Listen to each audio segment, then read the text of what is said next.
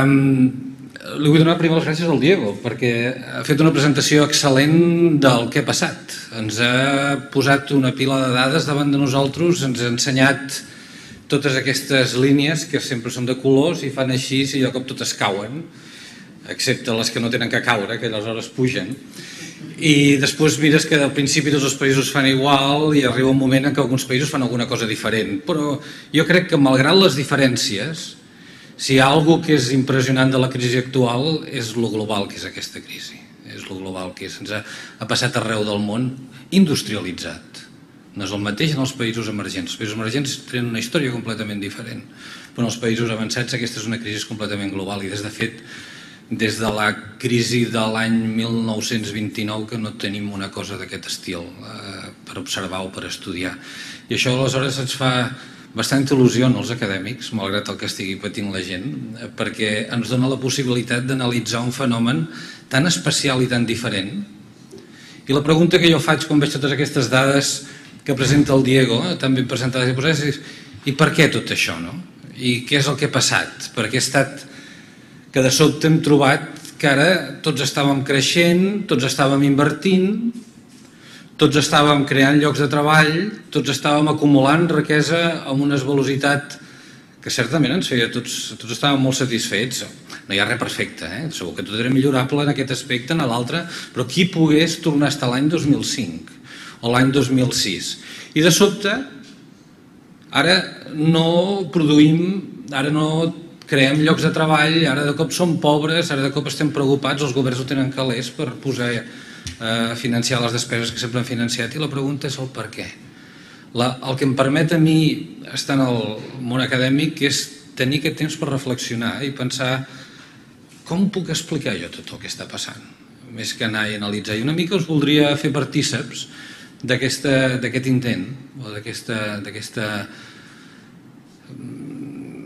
És una empresa col·lectiva, no soc jo i altres investigadors arreu del món que estem tratant d'entendre per què ha passat això. I que nosaltres, quan parlem d'entendre el que parlem, volem dir si podem escriure un model econòmic, un model matemàtic en el qual nosaltres veiem que aquestes coses que nosaltres veiem a la realitat també succeeixen en aquest món artificial que nosaltres estem creant. I us vull parlar una mica de tot això, us vull parlar una mica de com enfrontem en aquest problema. Aleshores, el primer, els macroeconomistes ens deia la Clara, aviam com fa això, si control L. Val. La crisi, jo aniré seguint uns punts, això és més recordatori per mi, hi ha un parell de coses que us ensenyaré, però és més recordatori per mi. Diu, la crisi ha començat als mercats financers, això està claríssim, això ho tenim tot clar. Aleshores, una de les primeres coses que nosaltres hem volgut pensar és dir, els nostres models macroeconòmics, els que utilitzem per anàlisi de política, com podem generar una crisi en aquest tipus de models?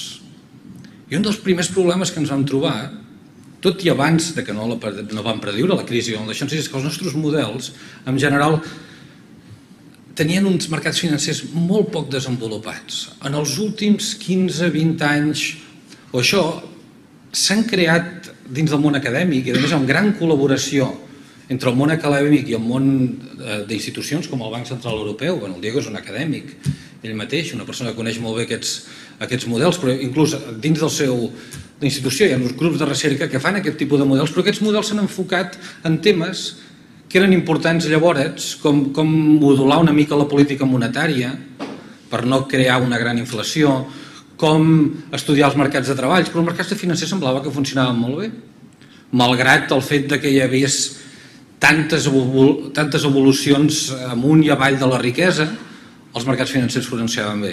Aleshores, el primer que han fet els macroeconomistes és tractar de dir quins models trobem por ahí que hi hagi gent que hagi desenvolupat en els quals en els mercats financers pugui crear-se un xoc d'aquest estil.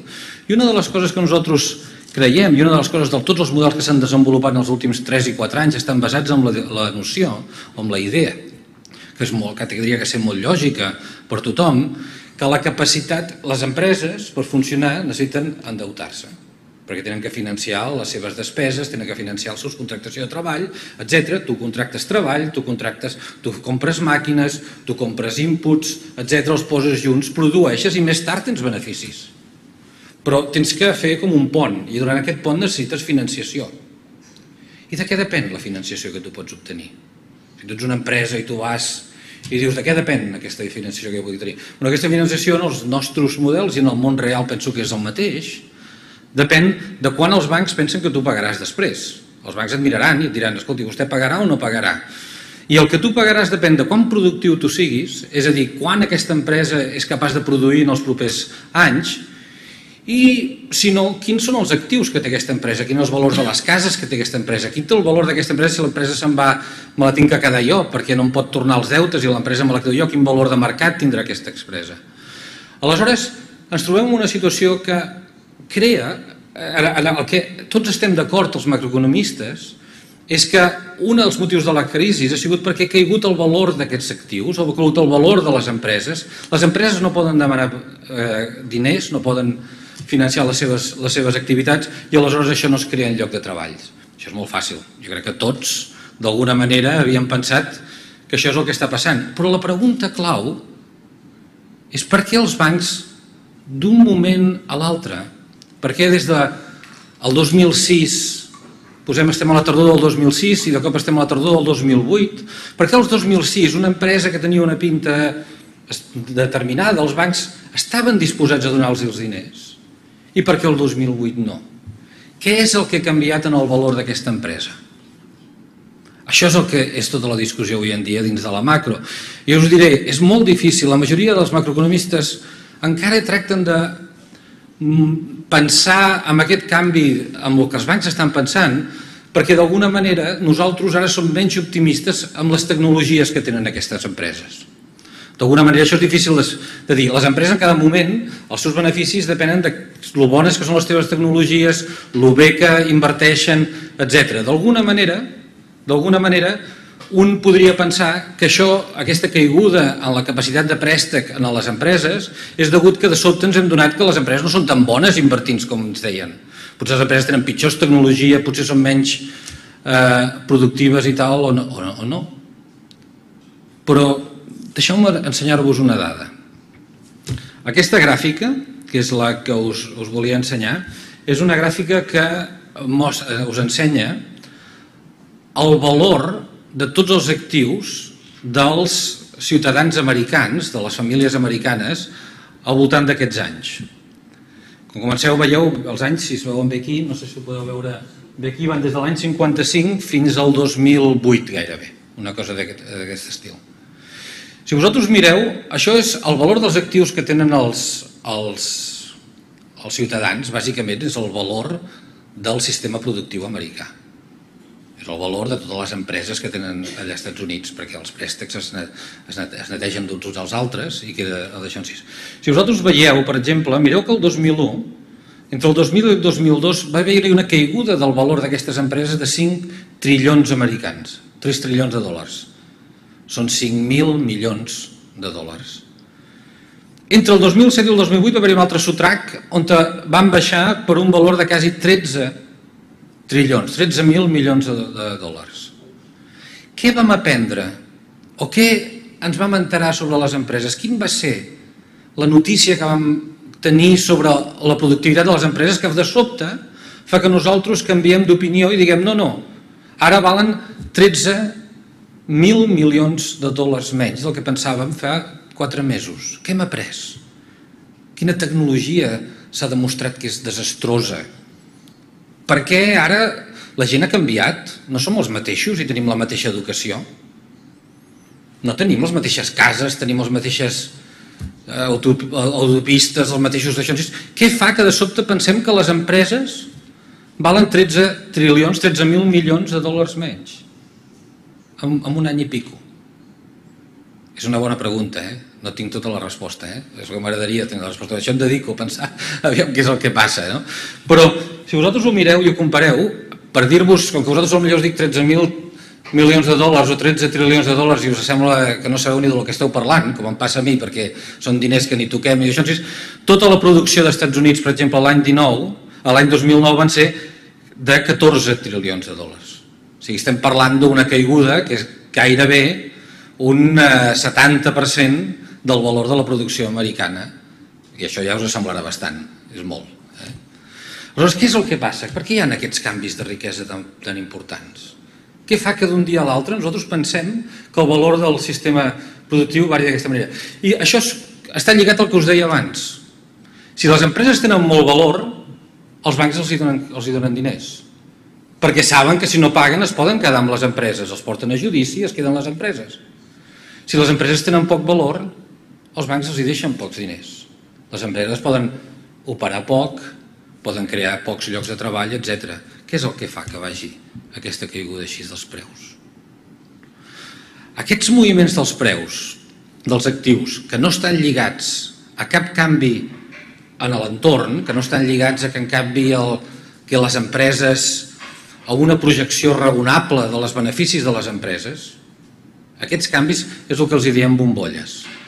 Si tu agafes en una empresa, suposo que molts de vosaltres sabeu d'economia i haureu estudiat economia en algun moment, i si aneu a una escola de negocis, a una MBA, una MBA, o si aneu a qualsevol departament d'economia, us diran el valor d'una empresa és el valor present de tots els beneficis que aquesta empresa dona. O sigui, si és una empresa que dona demà 10 i l'altra 10 i 10 i 10, tu agafes descomptes amb el tipus d'interès i això tindria que ser el valor d'una empresa.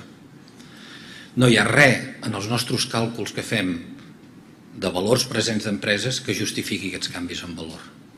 De fet, els valors d'aquestes empreses, inclús amb les més optimistes, amb les hipòtesis més optimistes, amb els escenaris més optimistes, el valor d'aquestes empreses és molt menor que el valor que surt aquí. I els canvis en aquest valor, aquesta caiguda del 13 trilions, no té a veure amb cap canvi en les nostres projeccions sobre els beneficis de les empreses. Aleshores ens preguntem, d'on te venen? I això els diem bombolles. Aquesta discrepància, aquesta diferència entre el valor present de la que l'empresa genera i el valor de mercat és el que li diem una bombolla. I què venen aquestes bombolles? Perquè a vegades estem disposats a pagar més per una empresa i a vegades estem disposats a pagar menys per una empresa. Si jo ara creo una petita empresa, li poso Jaume Ventura S.A. o .com, que seria més adequat per l'època, per exemple, als anys 90, quan vaig començar a pensar en aquests temes, al principis del 2000, finals de l'any 90, jo vivia als Estats Units i jo veia tota aquesta borsa que pujava i pujava, i de sobte el mercat immobiliari va fer el mateix. Aquí a Catalunya ho va fer una miqueta més tard, però també ho va fer-ho. Jo estava visquent als Estats Units i deia, com pot ser això? Em va interessar, em vaig començar a mirar com és que puguin pujar. Si ara creo una petita empresa que genera molts pocs beneficis i li dic a qualsevol persona de l'audiència, me compres les accions d'aquesta empresa? Vostè me les compraria? No, ser prudent no necessàriament vol dir no comprar, Ser prudent no necessàriament vol dir no comprar. Si jo agafés i digués, miri, ara farem una petita empresa, gairebé no tindré beneficis, però no es preocupi, compri-la. I vostè em donaria 100 euros per una acció d'aquesta empresa. Vostè s'ho pensaria, sapigués que el seu company del costat l'endemà, l'any que ve, li compraria la seva acció per 110, diria, home, 10% de retorn, al mercat jo vaig al banc, em donen el 3%, escolti, jo sí que la compro. Si vostè estigués segura que ho compra, sí. O si pensés que amb probabilitat molt alta, potser un 80%, però em dona el 10%, els bancs m'estan donant l'1%, el 2%, potser sí que també ho faria, per molt prudenta que vostè sigui. I per què ho faria vostè? Per què li compraria a ella per un preu més alt? Vostè, no, l'únic motiu que compraria és perquè dins de 2 anys la seva amiga de l'altre cantó també li compraria, no? I la seva amiga li compraria perquè el senyor li compra i el senyor li compra perquè l'altre i seguirien passant. Això és un esquema de piràmide, no? És un esquema de piràmide amb el qual, a mesura que anem passant aquest actiu, aquesta empresa que produeix molt poc, però aquesta empresa té valor. I potser aquesta empresa, això li permet financiar-se també. I muntar. Jo no tenia cap recurs. Vaig començar l'empresa, jo no tinc res. Però li ven una acció a aquesta senyora que la compra i sap que aquesta acció la vendrà a preus més alts. I llavors també vaig al banc, o en part li vaig a aquesta senyora i en part també vaig al banc, demano un crèdit, el crèdit me'l donen perquè es pensen que l'empresa valdrà més, i jo creo llocs de treballs i la cosa funciona. I l'esquema de piràmide continua. I mentre l'esquema de piràmide continua, jo estic obtenint financiació, estic creant llocs de treball, estic fent que l'economia funcioni. I de sobte què pot passar? Miri, ara vostè li faré jugar el mal paper. Vostè de sobte ara vostè es torna pessimista i quan ve el senyor de davant i li diu, miri, li vull vendre Vostè em diu, no, jo no el vull comprar. Dic, escolti, però és que el senyor hi ha una possibilitat de comprar. No, jo no el vull comprar. M'he tornat pessimista. De sobte tots ens hem tornat pessimistes. S'acaba l'esquema de piràmide. Aleshores, ostres, aquest senyor diu, home, jo li vaig comprar per 100, potser ja estava a 170 per allà, i pensava que li vendrien a aquest senyor per 180, però ja no li puc vendre. I com que no li puc vendre, doncs miri, et cau a la mà, allà ho tens. Tu t'has quedat amb aquella... Vostè s'ha quedat amb aquell actiu que no val res, aleshores l'empresa ja no té valor, ja no puc anar al banc a demanar diners. I ens hem quedat així, no? Aleshores, com podem nosaltres pensar en economies en les quals aquests esquemes de piràmide surten, cauen, tornen a sortir, cauen, i quin paper juguen? Llavors, això és una mica el que hi ha tota una sèrie de macroeconomistes que estem pensant en aquest tema arreu del món i tractant de construir models en el qual aquestes situacions ocorreixen. Hi ha bàsicament dos tipus de maneres de pensar sobre això. Hi ha gent que pensa que això és una cosa irracional, que vostè, de fet, el va comprar perquè pensava que aquest senyor, miri, potser vostè és racional, però algú ha de ser racional perquè al final acaba la cosa explotant a la mà. Aleshores, aquest és el discurs normal. Vull dir, nosaltres, molta de la gent, molt del discurs, per exemple, en institucions públiques, en institucions de política, i si vostè parla amb polítics en general, diran això, és que els mercats són irracionals, perquè ara fan això, ara fan allò, etc. i tal. I alguns economistes hem tractat d'escriure models en el qual la gent és una mica irracional i a vegades fa tonteries, fa coses que no tenen que fer. El que passa és que estem molt lluny de crear models d'aquest estil, perquè si la gent és irracional als mercats financers, també ho seran als mercats de treball, també ho serà quan compra productes, etc. I són models que són difícils d'escriure. Potser són els models que hem d'escriure al final, jo no ho sé. Però molts de nosaltres, i jo inclòs, hem tractat d'escriure sota quines condicions aquests esquemes de piràmide que apareixen poden succeir en un món racional. I ara mateix jo els estava donant un exemple que qualsevol persona dins de la filera estava actuant racionalment. Inclús vostè, que se li ha quedat la bombolla, se li ha explotat a sobre, perquè el seu següent no l'ha comprat. Però vostè quan la comprava sabia amb una certa probabilitat, poder petita, el següent no me la comprarà, amb una probabilitat gran sí que la comprarà. Era completament natural que vostè la comprés, de la mateixa manera que així és com es fan les grans inversions també. Jo tinc una nova tecnologia, la penso, penso que la idea funcionarà, però també pot no funcionar. Vostè ha agafat risc i li ha sortit malament, i la bombolla ha acabat. Llavors, un cop pensem en models d'aquests, hem escrit models d'aquest estil, hem escrit models en els quals i ens hem trobat amb un resultat sorprenent, que les bombolles són bones. El fet que jo estava creant llocs de treball, el fet que jo estava sent capaç d'invertir, etc., és perquè la meva empresa tenia valor. I la meva empresa tenia valor perquè hi havia aquesta bombolla, aquesta cosa que vostès anaven comprant l'empresa un darrere l'altre. És precisament quan de sobte els mercats ens hem tornat pessimistes i ara no la vol comprar, i potser vostè sap que sí, està fent bé de no comprar-la ara, perquè potser sap que tots són pessimistes i el següent senyor no la comprarà vostè, i vostè està fent la lògica, però si ell li comprés vostè la compraria. Ostres, ens hem trobat amb un argument circular, no, aquí? Allò dels cercles virtuosos i dels cercles negatius, ens hem trobat. Això és el que nosaltres li diem els equilibris múltiples. En els nostres models ens trobem que hi ha equilibris múltiples amb cercles virtuosos i amb cercles, diguem-ne, no tan virtuosos. I aleshores, a vegades, tot depèn de les expectatives que té la gent, i aquest és el tipus de model que estem treballant. Aquest model, o aquest tipus de model, el que requereix una sèrie de condicions, que jo ara no els explicaré aquí, però és molt important, de cara als nostres models, la decisió si, encara que els sembli a vostès ara una mica una cosa bizantina, però és molt important nosaltres si aquestes bombolles són irracionals o no són racionals, per l'anàlisi de política. Si les bombolles no són irracionals, a vegades hi ha arguments per destruir-les, per evitar-les. Però ens trobem en compte que en models en què aquestes bombolles són racionals, els governs no tindrien que evitar-les, no tindrien que destruir-les, malgrat que jo sé que el Diego, o almenys la institució que el Diego representa, no estarà d'acord amb mi, amb aquest tema. Aleshores, què hem de fer quan cau una bombolla? Bueno, en els models, jo els dic el que surt dels nostres models, i vostès ho jutgen, com estem fent nosaltres. Jo els hi dic, els nostres models, deixin que els hi digui una cosa. Deixi'm dir unes coses de política abans, no sé si m'estic estenent amb el temps, jo ja no controlo res, potser vostès estan cansats també, ja, però miri, si la situació és la següent, què és el que ha portat la crisi? Si el motiu en què ha portat la crisi no és que no hi hagués una bombolla, jo no requeria una bombolla, jo simplement era tan productiu que podia demanar diners al banc i el sistema financer funcionava perfectament. Jo vaig al banc i li dic, i em diu, escolti, vostè què té? Dic, miri, els meus actius no valen massa, però la meva idea és brillant. Si això em permet demanar prestat i els bancs funcionen perfectament, és igual si els meus actius no valen massa, si la idea brillant els bancs la reconeixen, me la donen, jo puc invertir, puc crear els llocs de treball.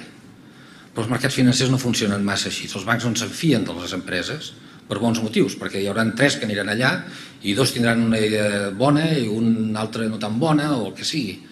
Si els bancs pensen, necessiten actius valorats per donar aquest crèdit, llavors la bombolla és bona. Llavors la bombolla dona aquest col·lateral que tenen les empreses per poder anar donant als bancs. Si el motiu de la crisi és que les empreses estan funcionant pitjor, que les tecnologies han disminuït i tal, no hi ha res que pugui fer el govern. Si abans teníem unes empreses que podien produir molt i ara les empreses no poden produir molt, mala sort. Simplement són pitjors. No es pot fer res en el respecte. I si els governs poguessin millorar la productivitat de les empreses, ho han de fer sempre. No ha de canviar la seva política de competitivitat de les empreses. Ha de mantenir-se sempre de la mateixa manera. Però si la caiguda de la bombolla és un canvi d'expectatives, és una caiguda d'aquest cercle virtuós que nosaltres estàvem parlant, aleshores resulta que potser existeix una política fiscal, potser existeix una manera que el govern pot actuar en què pot recuperar això. Com ho faríem en aquest cas? Com ho faríem? Deixa'm continuar amb el mateix exemple per donar-se una visió del tipus de resultats que es poden obtenir amb un model d'aquest estil. Imagini's que estem seguint aquesta bombolla. Jo li he vengut a aquesta senyora unes participacions de la meva empresa que em permet financiar el valor de la meva empresa, segueix augmentant. Això em dona la possibilitat de demanar préstecs, em dona la possibilitat de produir, de crear llocs de treball, i de sobte arriba la situació aquesta que el mercat es torna negatiu, es torna pessimista i no me la vol comprar un altre cop. Què pot fer el govern?